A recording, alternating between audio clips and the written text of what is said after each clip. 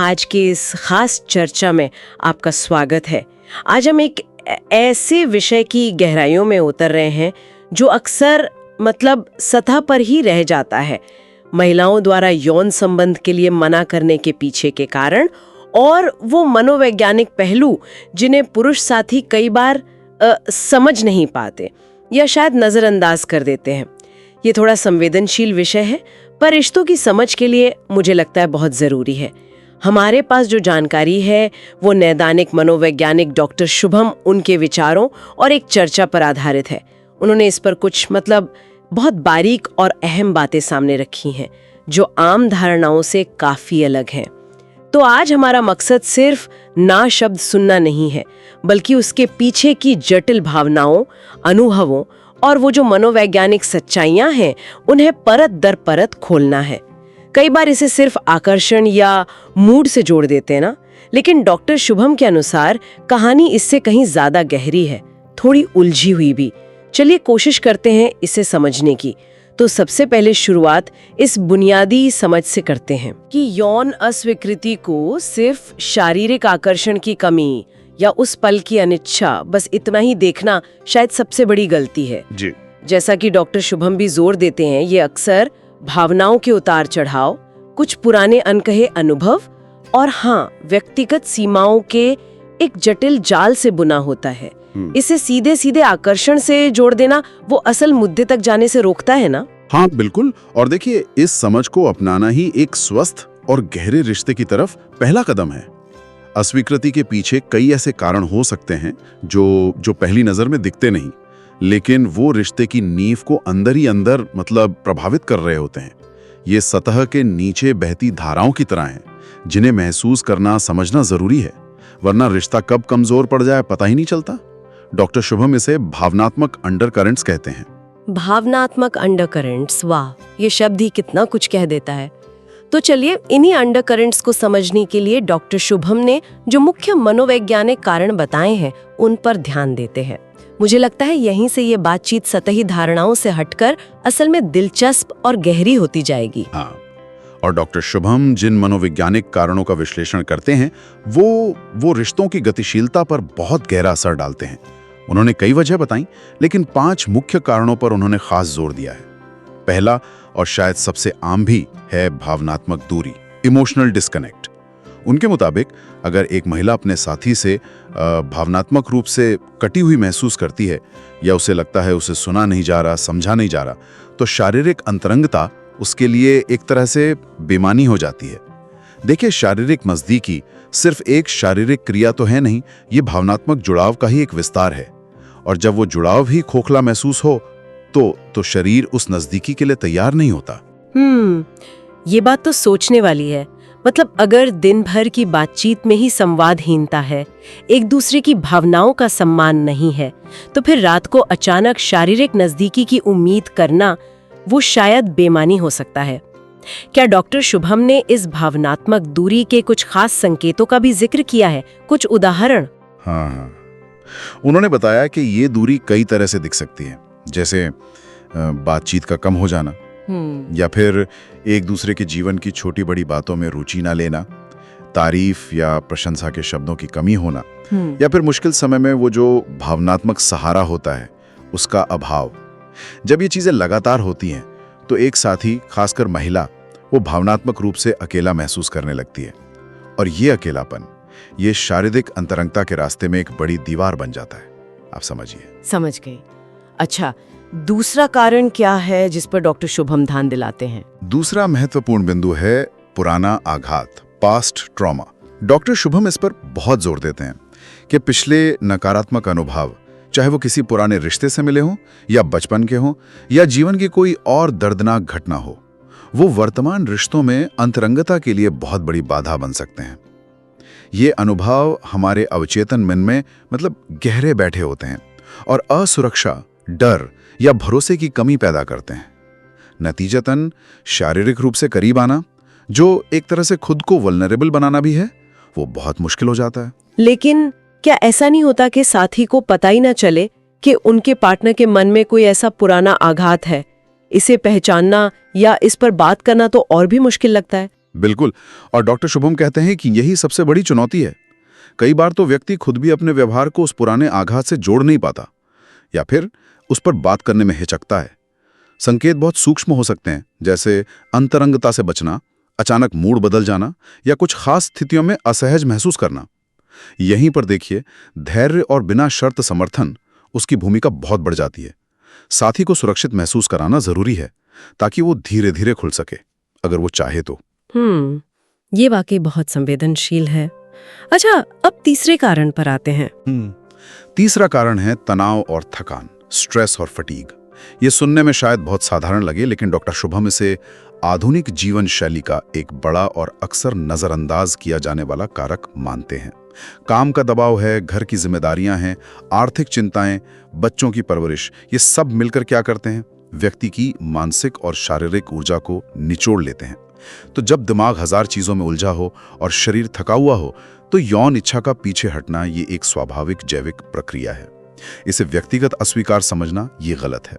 Doctor Shubham ने इस बात पर भी जोर दिया कि महिलाओं पर अक्सर वो जो दोहरी जिम्मेदारी होती है, घर और बाहर की, उसका बोझ ज्यादा होता है, तो इस वजह से ये कारक उनके लिए और भी प्रबल हो सकता है। हाँ, ये बात तो रोजमर्रा की जिंदगी में दिखती भी है। इसे व्यक्तिगत न लेकर एक व्यावहारिक समस्या की तरह देखना जरूरी है। और चौथा कारण, ये शायद थोड़ा और गहरा है। चौथा कारण, और ये वाकई बहुत संवेदनशील और महत्वपूर्ण है, वो है वस्तु की तरह महसूस करना, फीलिंग ऑब्जेक्टिफाइड। डॉक्टर शुभम बताते हैं कि जब अंतरंगता, एक भावनात्मक जुड़ाव और आपसी सम्मान का आदान प्रदान न होकर सिर्फ एक शारीरिक जरूरत पूरी करने की क्रिया, या यूं कहें कि एक तरफा लेन देन जैसी महसूस होने लगती है, तो ये अस्वीकृति का एक प्रमुख कारण बनती है। अगर महिला को ये महसूस होता है कि उसकी भावनाओं की, उसकी इच्छाओं की या एक व्यक्ति के तौर पर उसकी कद्र नहीं की जा रही, बल्कि उसे सिर्फ यौन संतुष्टि के एक साधन के रूप में देखा जा रहा है, तो उसका मन पीछे हट जाता है। ये आत्मसम्मान पर चोट जैसा होता है। वस्तु की तरह महसूस करना, ये शब्द ही अपने आप में बहुत वजनदार हैं। क्या डॉक्टर शुभम ने इसके कुछ उदाहरण दिए कि ये एहसास कब और कैसे पैदा हो सकता है? हाँ, उन्होंने कुछ सिचुएशंस का जिक्र किया है, जैसे जब बातचीत सिर्फ यौन संबंध बनाने के इर्द गिर्द घूमने लगे, या जब साथी की ना को अनसुना कर दिया जाए या उस पर नाराजगी जताई जाए, जब स्नेह या रोमांस सिर्फ सेक्स से ठीक पहले दिखाया जाए, या फिर जब साथी की भावनाओं और जरूरतों को पूरी तरह नजरअंदाज करके सिर्फ अपनी इच्छा पर ध्यान केंद्रित किया जाए। ये सभी स्थितियां उस एहसास को जन्म दे सकती हैं कि रिश्ते में बराबरी या सम्मान नहीं है, बल्कि एक साथी दूसरे का इस्तेमाल कर रहा है। ओह, ये तो रिश्ते की बुनियाद पर ही सवाल खड़े कर देता है। और पांचवा कारण क्या है? वह पांचवा मुख्य मनोवैज्ञानिक कारण है संचार की कमी, lack of communication. Doctor Shubham इसे लगभग हर रिश्ते की समस्या की जड़ मानते हैं। जब साथी अपनी जरूरतों, अपनी इच्छाओं, अपने डर और सीमाओं के बारे में खुलकर, ईमानदारी से और सम्मानपूर्वक बात नहीं करते, तो गलतफहमियां पैदा होना लाजमी है। एक साथी शायद ये मानकर चल रहा हो कि दूसरा क्या चाहता है या महसूस करता है, जबकि हकीकत कुछ और हो सकता है एक साथी की कोई सीमा हो जिसके बारे में दूसरे को पता ही ना हो। तो इस संवादहीनता के कारण अनजाने में ही ऐसी स्थितियां बन जाती हैं जहां एक साथी को चोट पहुंचती है या उसे अस्वीकृति महसूस होती है।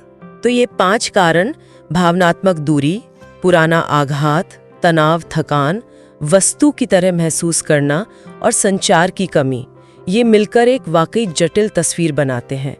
अब ये बिल्कुल साफ है कि अस्वीकृति महज शारीरिक आकर्षण का खेल नहीं है। इसके पीछे मनोविज्ञान है, भावनाएं हैं, अनुभव है और रिश्ते की समग्र गुणवत्ता का गहरा ताना बाना है। ये सोचना कि मामला सिर्फ हाँ या ना का है, ये तो बहुत सतही होगा। बिल्कुल। और डॉक्टर शुभम का एक दिलचस्प अवलोकन ये भी है कि ये कारण अक्सर अकेले काम नहीं करते, ये एक दूसरे से जुड़े होते हैं। जैसे मान लीजिए लंबे समय तक तनाव और थकान, वो भावनात्मक दूरी को बढ़ा सकते हैं। अच्छा, हाँ। इसी तरह संचार की कमी वो वस्तु की तरह महसूस करने के एहसास को जन्म दे सकती है। ये एक जटिल चक्रव्यूह जैसा है जिसे समझने के लिए गहरी सहानुभूति और जागरूकता की जरूरत है। हमारे पास जो जानकारी थी उसमें एक वास्तविक अनुभव का जिक्र भी है जो इस वस्तु की तरह महसूस करने वाली बात को और पुख्ता करता है। किसी ने साझा किया था, मुझे लगा जैसे मैं सिर्फ अंत का एक जरिया थी, साथी नहीं। ये वाक्य सुनने में ही कितना अकेलापन और दर्द लिए हुए है। हाँ, ये कथन वास्तव में बहुत शक्तिशाली है और सीधे तौर पर डॉक्टर शुभम के चौथे बिंदु से जुड़ता है। ये दिखाता है कि वस्तु की तरह महसूस करना सिर्फ एक मनोवैज्ञानिक सिद्धांत नहीं है, ये एक वास्तविक पीड़ादायक अनुभव है जो अंतरंगता की इच्छा को जड़ से खत्म कर सकता है। जब कोई व्यक्ति रिश्ते में खुद को एक साथी के बजाय महज एक जरिए या साधन के रूप में महसूस करता है, तो वहां भावनात्मक सुरक्षा, विश्वास, सम्मान, ये भावनाएं खत्म हो जाती हैं। और यही भावनाएं किसी भी स्वस्थ अंतरंगता की नींव होती हैं। ये अनुभव व्यक्ति को भावनात्मक रूप से बंद कर सकता है। इस अनुभव से ये भी साफ होता है कि रिश्ते में बराबरी का एहसास और आपसी सम्मान कितना जरूरी है। सिर्फ शारीरिक जरूरतों पर ध्यान देना रिश्ते को कितना खोखला बना सकता है। तो जब हम इन तमाम जटिलताओं और इस दर्द को समझते हैं, तो सवाल उठता है कि आगे का रास्ता क्या है, रिश्तों को कैसे बेहतर बनाया जा सकता है। डॉक्टर शुभम इस स्थिति से निपटने और स्वस्थ संबंध बनाने के लिए क्या सलाह देते हैं? हाँ, तो डॉक्टर शुभम सिर्फ समस्या का विश्लेषण ही नहीं करते, बल्कि समाधान की दिशा में भी कुछ बहुत ही व्यावहारिक और जरूरी कदम सुझाते हैं। उन्होंने 3 मुख्य स्तंभों पर जोर दिया है।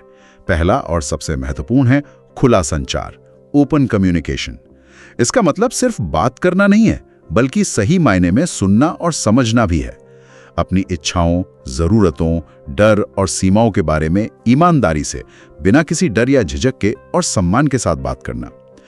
डॉक्टर शुभम कहते हैं कि यह अभ्यास लगातार करना पड़ता है, एक बार बात कर लेना काफी नहीं है। जब दोनों साथी एक दूसरे को एक सुरक्षित माहौल देते हैं जहां उनकी भावनाओं को सुना और समझा जाता है, तो विश्वास गहरा होता है और गलतफहमियों की गुंजाइश कम हो जाती है। खुला संचार, ये सुनने में तो आसान लगता है, लेकिन अमल में लाना शायद सबसे मुश्किल होता होगा, खासकर जब बात अंतरंगता जैसे संवेदनशील विषयों की हो। क्या डॉक्टर शुभम ने इस संवाद को शुरू करने के कुछ तरीके भी सुझाए हैं? हाँ, कुछ सुझाव दिए हैं, जैसे सही समय और स्थान चुनना जरूरी है। तुम की बजाय मैं वाले वाक्यों का प्रयोग करना, जैसे तुम हमेशा मना कर देती हो की बजाय जब हम करीब नहीं आ पाते तो मुझे अकेलापन महसूस होता है। हाँ, ये आई स्टेटमेंट जिसे कहते हैं। बिल्कुल। शांत मन से बात करना और सबसे जरूरी, अपने साथी के दृष्टिकोण को समझने की कोशिश करना, भले ही आप उससे सहमत ना हो। लक्ष्य बहस जीतना नहीं है, लक्ष्य है एक दूसरे को समझना। ये बहुत उपयोगी सलाह है। अच्छा, दूसरा स्तंभ क्या है? दूसरा महत्वपूर्ण कदम है भावनात्मक सहारा, इमोशनल सपोर्ट। डॉक्टर शुभम कहते हैं कि अपने साथी के लिए भावनात्मक रूप से उपस्थित होना, सिर्फ शारीरिक रूप से नहीं, यह रिश्ते के बंधन को बेहद मजबूत करता है। इसका मतलब है उनके सुख दुख में साथ होना, उनकी भावनाओं को मान्य करना, उन्हें वैलिडेट करना, उन्हें यह महसूस कराना कि वो अकेले नहीं हैं और मुश्किल समय में उनका हाथ थामना। ये सिर्फ बड़ी समस्याओं के समय ही नहीं, बल्कि रोजमर्रा की जिंदगी में छोटी छोटी बातों में भी दिखना चाहिए। जब कोई व्यक्ति भावनात्मक रूप से सुरक्षित, समर्थित और महत्वपूर्ण महसूस करता है, तो वो शारीरिक और भावनात्मक रूप से करीब आने में ज्यादा सहज और इच्छुक महसूस करता है। ये उस भावनात्मक दूरी को भरने का सबसे कारगर तरीका है।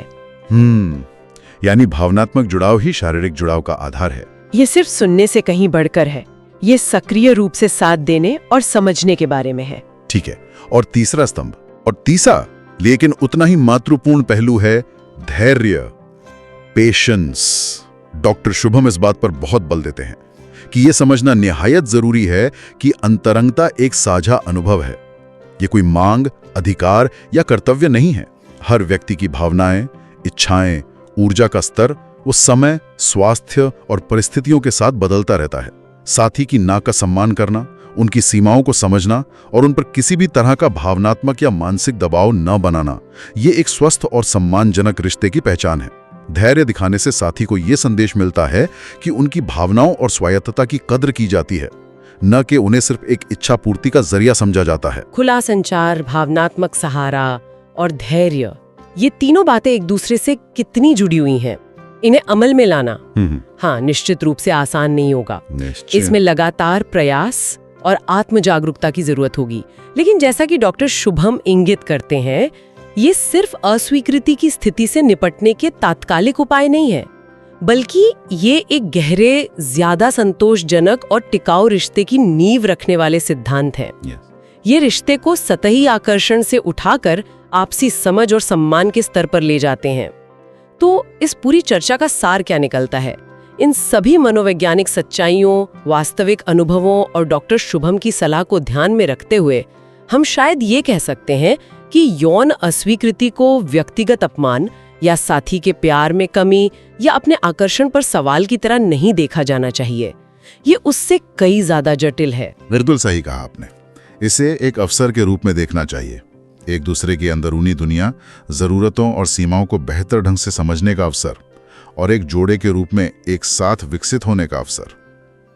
जब हम इन मनोवैज्ञानिक कारकों को पहचानते हैं, उन पर सहानुभूतिपूर्वक विचार करते हैं और डॉक्टर शुभम द्वारा सुझाए गए समाधानों पर काम करते हैं, तो हम न केवल अस्वीकृति की मुश्किल घड़ियों को बेहतर ढंग से संभाल पाते हैं, बल्कि हम अनजाने में ही अपने रिश्ते को ज्यादा मजबूत, गहरा और सहानुभूतिपूर्ण बना रहे होते हैं। ये समझ रिश्ते में परिपक्वता लाती है और लचीलापन भी। हाँ, ये वास्तव में रिश्ते को देखने का एक नया नजरिया देता है, समस्या से समाधान की ओर और सतही बातों से गहरी समझ की ओर।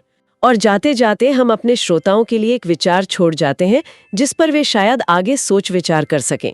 इन सभी जटिलताओं को ध्यान में रखते हुए भावनात्मक जरूरतें, पिछले आघातों का असर, तनाव का प्रभाव, सम्मान की आवश्यकता और संचार का महत्व, क्या हमें समाज के तौर पर अंतरंगता और यौन संबंधों के आसपास बनी पारंपरिक, अक्सर बहुत सरलीकृत धारणाओं और अपेक्षाओं का गहराई से पुनर्मूल्यांकन करने की जरूरत है, ताकि रिश्तों में बाहरी दबाव या खोखली उम्मीदों के बजाय वास्तविक आपसी समझ, सम्मान और सच्ची भावनात्मक नजदीकी वो पनप सके।